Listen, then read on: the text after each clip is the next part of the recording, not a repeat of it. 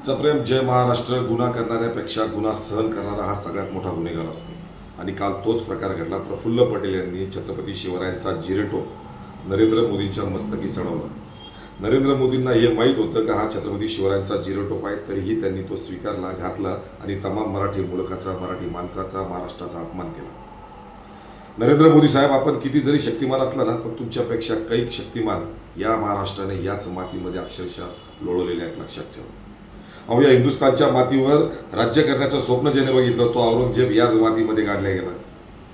अहो, ज्यांनी 1.25 लाखाची फौज छत्रपती शिवरायांवर चालून आला, त्या शाहिस्ते खानाची 3 बोटं छाटून त्याला तुटक्या बोटानं परत पळून जावं लागलं.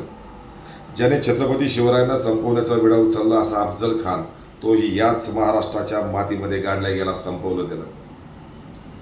या आग्र्याच्या दरबारामध्ये जेव्हा छत्रपती शिवाजी महाराजांना रांगेत मागे उभं केलं ना, स्वाभिमानाने कडाडणारे आपले छत्रपती शिवाजी महाराज, त्या छत्रपती शिवाजी महाराजांचा तोच वाना, तीच आग आणि तीच धग आज प्रत्येक मराठी माणसाच्या मनामध्ये आहे, लक्षात ठेवा. ईडीच्या धाकानं जरूर एकनाथ शिंदे, प्रफुल्ल पटेल, अजित पवार हे शेपट्या घालून पळले असतील, पण याचा अर्थ असा नाही की तमाम महाराष्ट्रातल्या मराठी माणसांनी शेपट्या घातलेल्या, लक्षात ठेवा. प्रफुल्ल पटेल, तुमचं नाव बदलून घ्या, तुमचा बाप नरेंद्र मोदी करा, प्रफुल्ल नरेंद्र मोदी करा, चालेल, पण तुम्ही मराठी माणसाला चिडून मराठी माणसाच्या वाटी जाऊ नका. कारण मराठी माणूस जर चिडला ना तर 4 मुंड्या चित केल्याशिवाय राहणार नाही. जय हिंद, जय महाराष्ट्र.